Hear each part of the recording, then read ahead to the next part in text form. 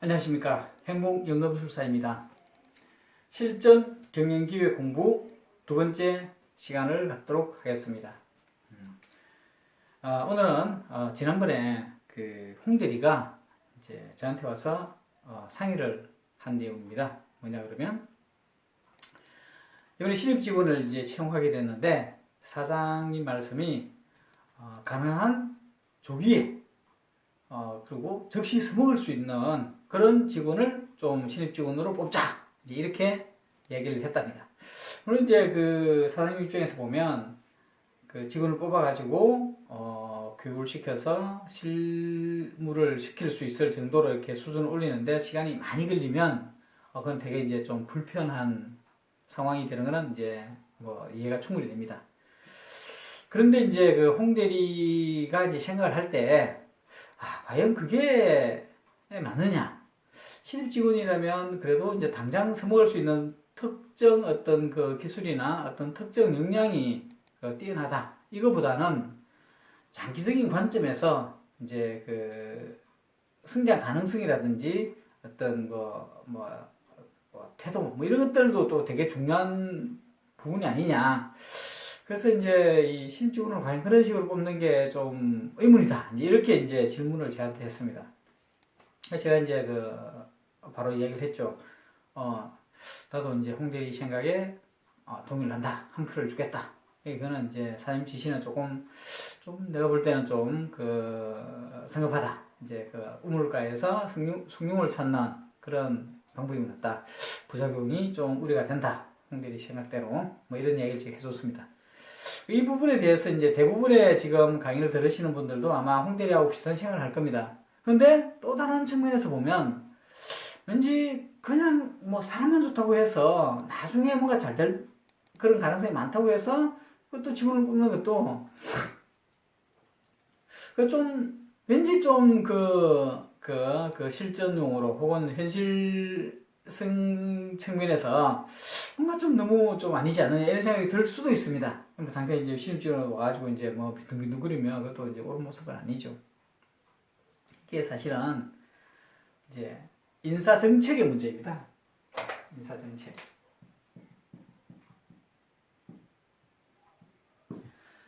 인사 정책에는 채용부터 해서 교육을 시켜서 써먹는, 그리고 또 써먹은 과정에서 또 교육이 되고 또 교육을 시켜서 또 써먹고 뭐 이런 이제 순환이 되겠죠. 그러면서 이제 정년퇴직을 하는, 뭐 정년퇴직 전에 이제 퇴직을 할 수도 있습니다만, 그래서 채용하고 교육시키고 써먹고 퇴직하고 하는 이런 전체적인 일관적인 전부 다가 이제 인사 정책인 거죠. 그러니까 채용이 당연히 인사 정책에 포함이 되어 있어야 됩니다. 그죠?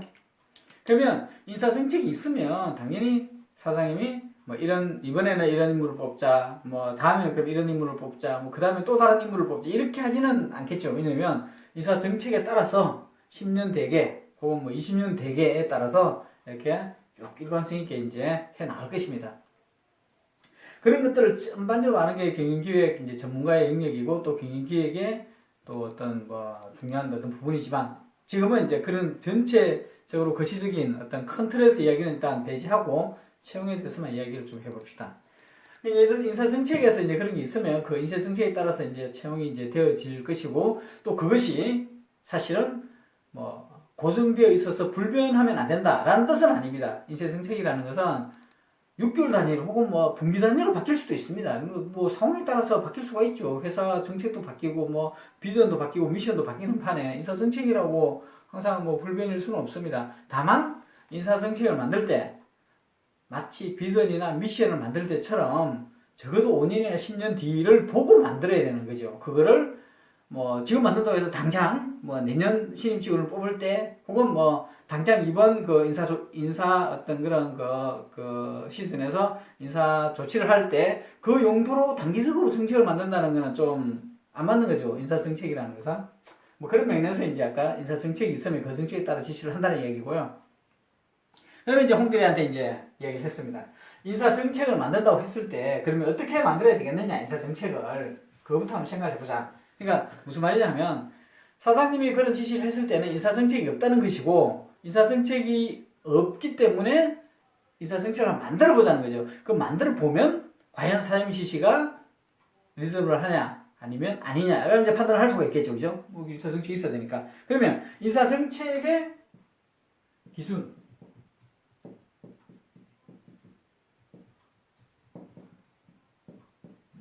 인사정책 채용편의 어떤 기준을 이제 봤을 때 그 회사에서 요구하는 다양한 어떤 그런 그 요소가 있을 겁니다. 저 직원한테 대하는 뭐 직원상이라고 볼 수도 있죠.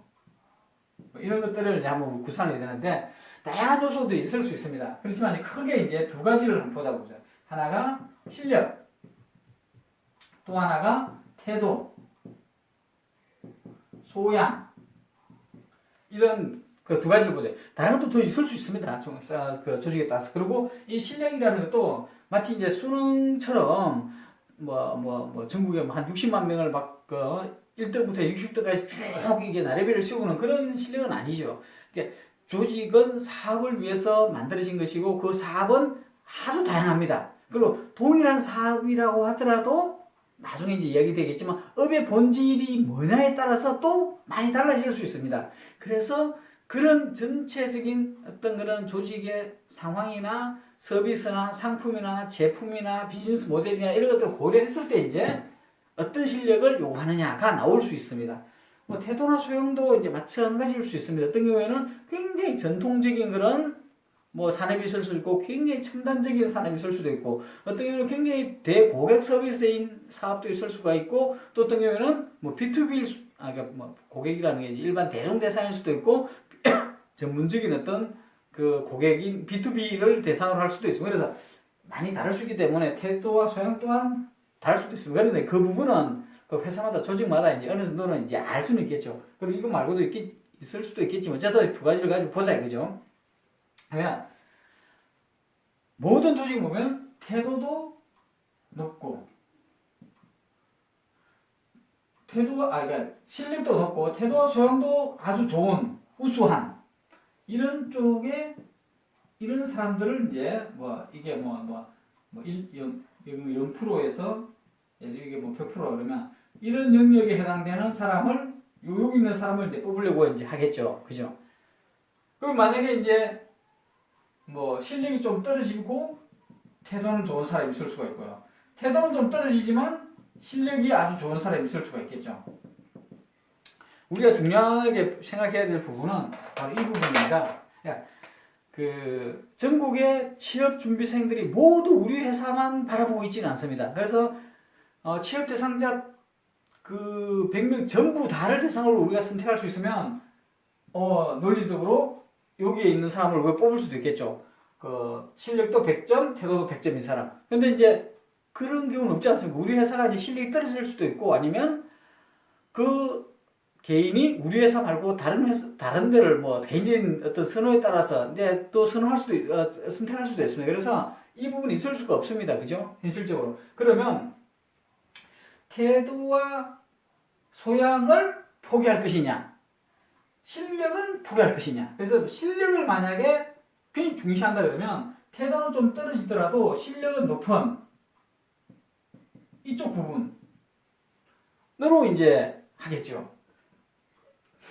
반대로 실력은 좀 우리는 포기하도록 태도를 좀 중시한다 그러면 실력은 떨어지지만 태도는 계속 유지되는 이런 쪽에 있는 사람들을 이제 하겠죠. 그게 아니라 그러면 실력과 태도가 동등한 입장이라 그러면 여기 있는 사람들을 이제 선택. 실력도 조금 떨어지지만 태도도 조금 떨어지는 그런 사람을 선호하겠죠. 이런 식으로 이렇게 되겠죠. 그러니까 과연 어느 쪽이 이쪽이냐 이쪽이냐 어느 쪽이냐가 중요한 포인트가 됩니다. 또 하나 보면 이게 실제 요게 보면 이제 우선순위 문제일 수 있고 또 하나가 이제 가성비의 문제일 수가 있습니다. 주구장창 이 직원들만 뽑을 수는 없지 않습니까? 그리고 특정 시점에 굉장히 시험지원이 많이 나와요. 예를 들면 졸업 시즌이라든지 이럴 때가 이제 있기 때문에 그런 어떤 상황에 따라 시즌에 따라서 상황에 따라서 여건에 따라서 굉장히 채용이 어려울 수도 있고 쉬울 수도 있습니다. 그래서 이런 두 가지 정도에 따라서 이제 이런 그 인사 정책의 채용 파트가 이제 나눠지겠죠. 이런 것들이 되게 이제 중요한 포인트가 됩니다. 그런데 이렇게 그림을 그리고 왔더니 이제 가성비는 어차피 뭐 상황이 그거는 이제 빼고요. 우선순위로 보면 이제 홍대한테 제가 물었습니다. 네가 생각할 때는 실력을 포기 못하는 게 실력이 더 중시돼야 되느냐, 아니면 태도가 중시돼야 되느냐라고 했더니 홍대리는 실력이 그래도 더 중요하지 않겠습니까? 태도는 뭐 약간 조금 좀 그렇더라도 실력은 포기할 수가 없을 것 같습니다. 왜냐하면 뭐 우리 회사는 이래 하기 때문에 뭐 이런 이야기를 하더라고요. 저 같은 경우는 이제 뭐 상대적으로 난 태도가 더 중요하다 이렇게 이야기를 했습니다. 어떤 경우는 실력과 태도는 둘 다 중요합니다 라고 할 수도 있습니다. 뭐 똑같이 이제 이게 만약에 1이고 이게 2이고 이게 3이라 그러면 사람마다 이제 달라질 수는 있겠죠. 그러면 이제 냉철하게 조직의 문제니까 개인의 선호에 따라서 결정을 할 수가 없습니다. 그죠? 만약 조직원이 100명인 조직에서 이제 조직원에 따라서 의견을 물으면 100인 100색일 거 아닙니까? 그럼 그렇게 하면은 이게 산으로 가는 거죠. 이제 정책이라는 거는 하나의 기준을 마련해야 되는 거죠. 그러면 가장 합리적이고 객관적이면서 또 조직의 입장에서 타당한 기준이 뭐냐? 그걸 찾는 방법은 제가 생각할 때는 자문입니다. 1. 퇴출시키고 싶은 직원은 과연 어떤 직원이냐? 2번. 꼭 잡고 싶은 직원은 또 어떤 사람이냐? 이걸 한번 보자 이거죠. 그러면 현실적으로 이제 그 조직의 상황은 누구나 다 아니까 조직의 상황을 쭉 보면 지금까지 제 경험에 의하면 퇴출시키고 싶은 직원은 이 실력이 떨어져 가지고 문제를 일으키는 직원은 물론 뭐 있을 수도 있지만 상대적으로 좀 적고 실력과 무관하게 태도 때문에 문제가 되는 직원들이 상당히 많더라는 거죠. 아무래도. 그 다음에 꼭 잡고 싶은 사람을 또 봤더니 이런 경우에도 태도가 좋은 사람이 결국은 잡고 싶은 사람이 되는 경우들이 많더라. 그러니까 이제 뭐 이거는 이제 제가 이제 지금까지 한 20여 년 이제 조직 생활하면서 느꼈던 부분인데요. 조직이란 보통 사람이 힘을 합쳐서 큰 성과를 내는 그를 만들어내는 거고 이런 그를 성공시키는 그런 관리가 경영이다.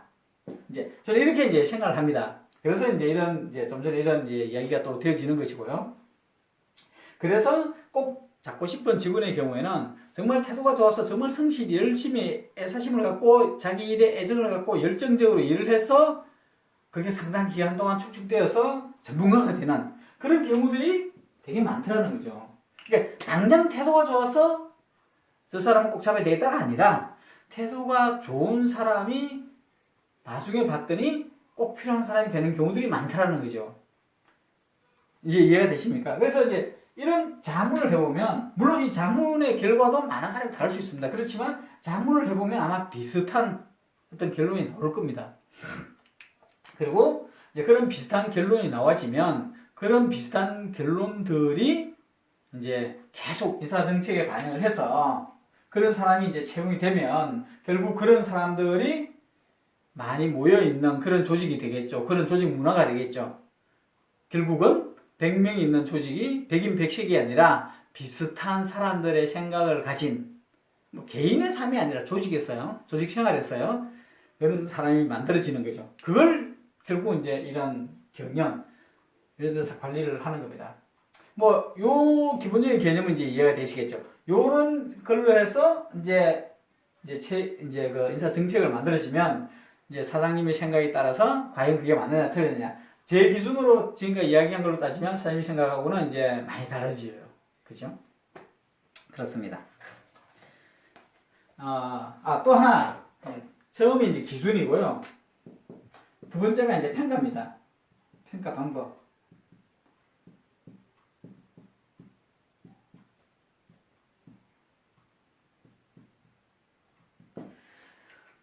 평가 방법에는 항상 상대평가가 절대평가가 있습니다. 물론 이제 극단적으로 상대평가 혹은 극단적인 절대평가는 없습니다. 이 세상 모든 조직의 혹은 개인의 어떤 그런 어떤 판단이나 어떤 결정에서 그래서 극단적인 경우는 없습니다. 그렇지, 이제, 그게, 어떤 게 됐든 간에. 이제, 그러나, 이제, 그런 그 극단의 그 어느 중간에 해당이 되겠지만, 어느 쪽으로 좀 치우치느냐의 어떤 관점은 있습니다. 그래서 그런 어느 쪽으로 좀 치우치느냐, 우선순위 관점에서 이제 상대평가와 절대평가를 바라봐야 됩니다. 그러니까, 절대적인 상대평가도 문제가 많고 절대적인 절대평가도 문제는 많습니다. 그러나 어느 쪽에 좀 더 중요시하느냐 이런 것들이 이제 되게 정책이나 이런 쪽에 이제 반영을 하는 그런 게 되겠죠. 사회도 그렇고 조직도 그렇고 국가 경영도 마찬가지입니다. 그런 어떤 그런 가치 판단의 어떤 그런 부분들이 이제 어느 정도는 있는 거죠. 그런 걸 전제로 해서 이제 얘기를 하자 이거죠. 우리는 이제 이론가가 아니니까. 상대평가는 뭐냐 그러면 그냥 누구나 알다시피 이제 줄 세우기입니다. 1등부터 해서 10등까지. 이제 채용으로 보면 이제 20명이 이제 이렇게 면접 시험 수험생이 이제 왔다 치면 이제 시험을 쳐서 1등에서 20등까지 나오고 그게 무슨 순위를 이렇게 두든 저렇게 두든 아니면 둘 다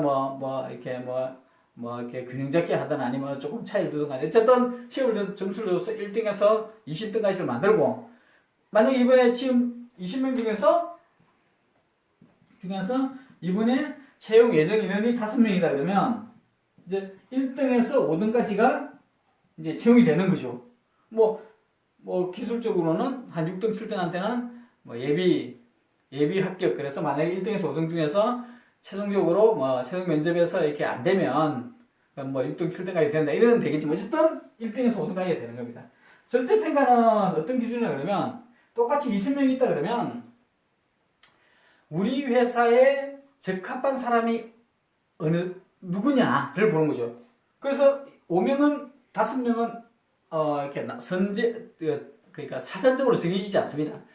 예를 들면 태도나 어떤 실력이나 다른 여러 가지를 쭉 봤더니 극단적인 경우에는 0명일 수도 있습니다. 아유, 우리 회사에 만난 사람이 아무도 없어. 이럴 수 있습니다. 또 하나는 20명 모두 다 적합해. 라고 할 수도 있습니다. 그러면 이제 이 0명의 경우에는 아무도 채용을 안 하는 거죠. 못 하는 거죠. 20명이 다 맞다 그러면 20명 중에 누구라도 채용해도 상관이 없습니다. 극단적인 경우에는 이렇게 해서 사다리 타기를 해서 5명을 뽑아도 되고 아니면 연장자 순으로 해도 되고 아니면 무슨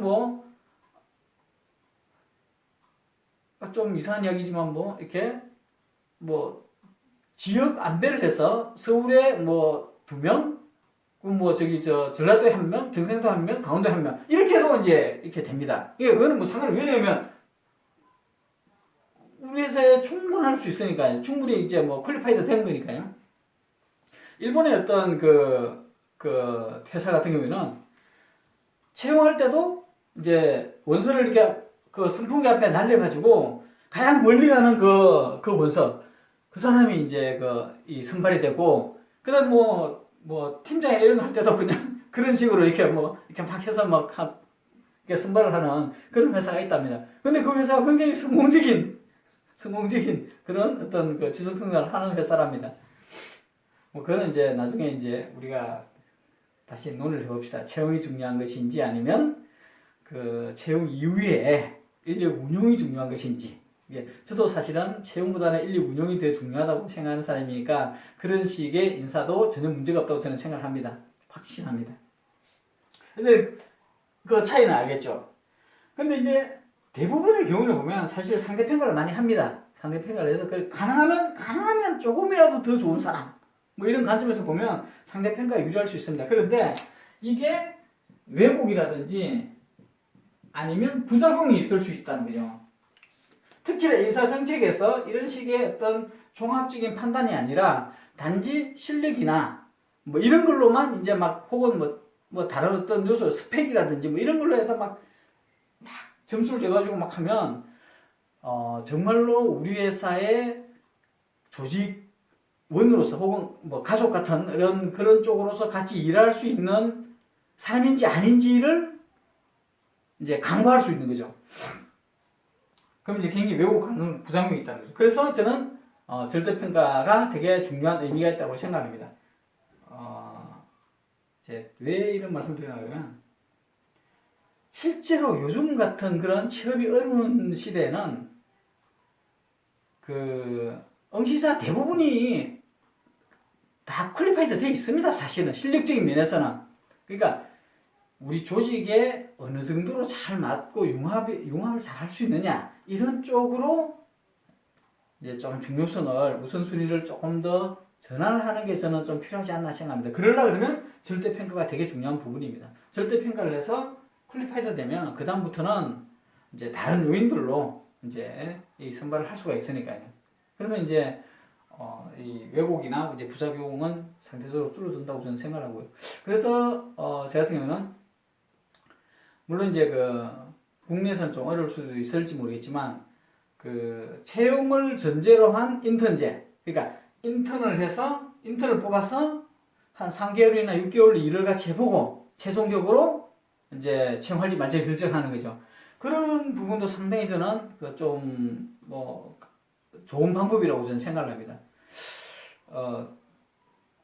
물론 이제 뭐 그렇게 되어졌을 때 최종적으로 이제 뭐 이렇게 한 6개월 뒤에 떨어지면 탈락을 시키면 그 개인한테는 굉장히 큰 데미지가 될 수도 있고 또 그런 제도로 운영을 한다고 했을 때 정말 우리 회사에 꼭 필요한 사람이 그 6개월 뒤에 당락의 어떤 그 리스크를 회피하기 위해서 우리 회사를 정말 좋아하지만 좀 덜 좋은 차선책을 안전한 차선책을 선택한다든지 그럴 수도 있지 않습니까? 그런 여러 가지 이제 기술적인 문제들이 있기 때문에 어떨지는 모르겠지만 중요한 거는 뭔가 이렇게 그 절대평가적 관점으로 해서 뭐 가능하면 특별한 문제가 없으면 이제 뭐 채용을 한다 이런 쪽의 기준으로 가는 게 저는 좀 필요하지 않나 생각을 합니다.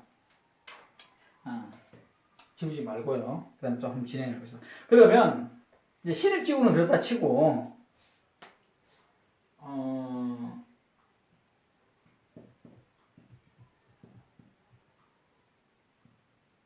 경력직원은 어떨까요? 경력직원은 사장님이 지시한 바와 같이 당장 써먹을 수 있는 직원 이게 맞는 것 같죠, 그죠? 그거는 아마 누구나 대부분의 사람들이 그래 경력직원의 경우에는 사장님 지시처럼 당장 써먹을 수 있는 그런 사람을 뽑는 게 맞을 것 같아 라고 할 수는 있습니다. 그러나 그런 경우에도 우리는 좀 조심을 해야 됩니다. 우리가 통상적으로 이제 M&A 같은 걸 보면 이제 사업이라든지 어떤 뭐 기술이라든지 한국 시장, 뭐 고객 이런 관점들을 봐서 이 두 회사를 이렇게 같이 이렇게 인수 합병을 해놓으면 시너지가 많아질 것 같아. 시장 주도적 사업자가 될 것 같아. 어떤 기술의 어떤 시너지나 융합이 될 것 같아. 이런 이제 판단을 많이 하지 않습니까? 그런데 그런 사업적인 측면만 가지고 수치적인 측면만 가지고 M&A를 한 결과 실패한 사례가 되게 많답니다. 그런 실패 사례의 큰 원인이 조직 문화라고 하더군요. 그러니까 조직 문화가 달라서 두 조직 간의 융합이 안 되면, 화학적 결합이 안 되면, 물과 기름 같은, 뭐 그런 경우가 이제 시너지 효과가 많이 없어지는, 실패하는 그런 경우라고 하지 않습니까? 그러면 이제 그런 경우를 보더라도 이제 경력 지원이 어떤 특정 기술이나 실력이 뛰어나다고 해서 아무 조직이나 들어가면 다 성공한다 이렇게 사실은 예단할 수는 없는 거죠. 대표적인 이제 책이 체이싱 스타라는 게 있습니다. 이런 책이 있는데 이 책은 이제 어떤 특정 그 조직에서 정말 S급 성과를 내는 이렇게 이 직원이 이제 더 좋은 회사, 그러니까 더 다른 회사에 이제 더 좋은 조건을 이렇게 스카우트해서 간 뒤에 그 퍼포먼스 생산성을 봤더니 기존의 조직의 이 S급 그런 성과보다 훨씬 못 미치는 이제 그런 이제 직원이 되는 그런 경우가 있다는 거죠. 그래서 그 스타급, 그 S급 이런 그 직원의 성과는 그 개인의 역량이나 능력이 아니라 그 조직 문화적인 어떤 여건, 그 다음에 뭐 위에 그 상사라든지 부하나 혹은 동료들의 어떤 그 다음에 기타 다른 어떤 뭐 여러 가지 요인들에 따라서 이 성과가 결정이 된다는 거죠. 이런 그 조사나 이런 것들을 보면 경력 직원이라 하더라도 그냥 실력, 당장 써먹을 수 있는 실력이라든지 어떤 경력을 가지고 있는 그것만으로 뽑으면 좀 어려울 수가 있습니다. 그래서 그런 경우라 하더라도 어떤 그 태도라든지 소양 이런 것들도 어느 정도는 중요하다. 그래서 그때도 역시 절대평가 관점으로 접근하는 게 좋을 것 같다는 이제 생각을 저는 하게 됩니다.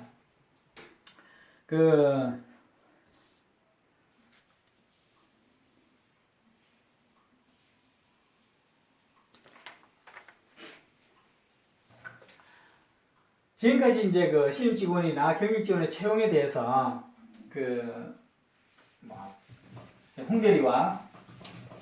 홍대리하고 이제 이야기했던 내용들을 좀 이제 정리를 해서 이제 말씀을 드린 거고요. 마지막으로 이제 이건 뭐 홍대리한테 이제 저 화두처럼, 그러니까 숙제처럼 내는 건데,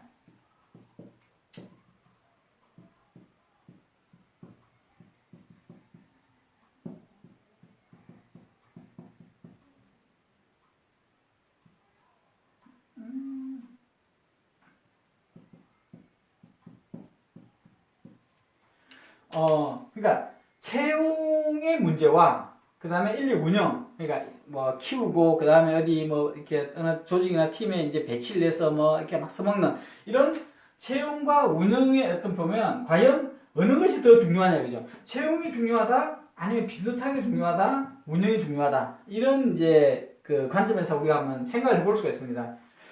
무슨 말이냐 그러면 그 문제 있는 직원, 예컨대 뭐 이럴 수가 있습니다. C 플레이어, 뭐 저성과자 뭐 이런 거죠. 그 다음에 성과 저해자, 자기 성과를 못 내는데 그치지 않고 다른 사람의 성과를 방해하는, 저해하는 사람. 그리고 이런 단어는 쓰기 좀 그렇지만 뭐 소위 말하면 또라이 같은 그런 직원들도 또 있지 않습니까?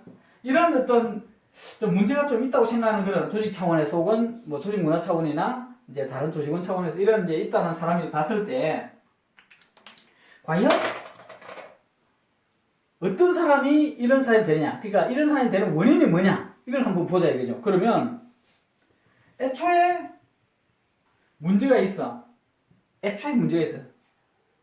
아니면 어떤 사업이 변경돼 가지고, 그래서 생산 기술이 막 바뀌어가지고, 한때는 잘하던 사람이 이제 그 다음에 성공할 데가 없는 이런 이제 기술의 변화, 이런 이제 문제 때문에 있을 수도 있죠. 또는 더 똑똑한 후배가 뭐 채용이 됐다거나 아니면 더 똑똑한 후배가 이제 이렇게 성장을 했다는 거죠. 그래서 어떤 그 역량이 이제 상대적으로 뒤처지는 거죠. 네 번째는 또 어떤 사람이 있을 수 있습니까? 노령화. 사실 노령화는 다른 말로 하면 전문화, 경력화, 뭐 학습을 많이 한 사람 이렇게 되기 때문에 이거는 노령화는 그냥 단순 노령화의 문제가 아니라 이제 실력이 없는 노령화인데, 이 노령화는 두 가지의 원인 정도가 생깁니다. 하나는 실력이 없음에도 불구하고 정치적인 어떤 그런 배려를 해가지고 승진을 하는. 그럼 결국은 아무 실력도 없는데 그냥 승진해서 나중에 시간이 지나면 정말 아무런 이런 사람이 이제 특히 승과 전해자 혹은 뭐 이런 쪽에 이제 사람이 되는 거죠. 또 하나는 실력은 아주 높은데 정치적인 어떤 다른 이유 때문에 승진을 못해서 이제 뭐 노령화가 되는 그런 경우 있습니다. 그런데 이런 밑에 부분의 노령화는 사실은 크게 문제가 안 될 수 있습니다. 왜냐면 나이가 많아도 그냥 실무 전문가로 계속 있으면 되거든요. 다만 이제 조직 차원에서 좀 아쉬울 뿐이죠. 더 잘할 수도, 더 많이 써먹을 수 있는데 못 써먹었기 때문에. 그렇지만 이런 사람은 되지는 않습니다. 이런 경우. 그러니까 중요한 거는 실력은 없음에도 불구하고 어떤 정치적인 어떤 그런 배려나 정치적인 어떤 그런 때문에 승진을 했다. 그래서 그러다 보니까 이제 뭐 밑에 사람 갈구는 것만 잘하고 윗 사람한테 잘 아부만 잘하는 이런 사람이 되는 거죠. 그러면 이렇게 이제 되는 거죠. 그런 뭐 이런 식의 노령화가 문제가 있고, 그 다음에는 어떤 제도적 문제가 있습니다. 사람을 못 키우는 거죠. 계속 써먹기만 써먹고 키우지를 않습니다. 그러면 자기도 모르는 사이에 그냥 이 시대 변화나 어떤 상황 변화에 이제 뭐 대응을 못하는 전형적인 경우가 이제 뭐 공공기관 이런 데 같은 경우에 보면 막 그런 이제 특정 자기 업무에만 이렇게 뭐 이렇게 몰입이 돼서 마치 이제 그 우물안 개구리처럼 있는 그런 이제 그런 사람들이 이제 생길 수가 있습니다. 이런 제도적인 어떤 회사에서의 운영을 잘 못해서 그렇습니다. 마지막으로 이제 능력은 아주 높은데 이제 사리사욕을 하는 거죠. 사리사욕을 챙기다 보니까 뭐 이런 식의 이제 문제 있는 직원이 되는 거죠. 조직에 있으면 뭔가 이제 뭐 이렇게 조직적인 그 일을 못하고 자기 잔머리를 부려서 자기만 이렇게 챙기는 이렇게 되는 거죠. 그러면 이런 여러 가지 문제가 있는 직원들을 봤을 때 과연 채용에서 생기는 문제가 많을까요? 아니면 운영에서 생기는 문제가 많을까요? 거꾸로 말하면 채용에서 잘못 걸러져서 이런 사람들이 방치되는 걸까요? 아니면 운영을 잘못해서 이런 사람들이 방치되고 생기는 걸까요? 발생하는 걸까요? 아마 뭐 애초에 문제가 있는 이런 몇몇 사례에 의해는 대부분은 다 운영에 문제가 있다고 생각을 합니다. 그렇죠? 물론 이제 이 채용을 잘하면 이런 쪽의 문제들도 가능한 최소화될 수는 있습니다. 그렇죠? 그렇지만 본질적으로는 운영에서 많이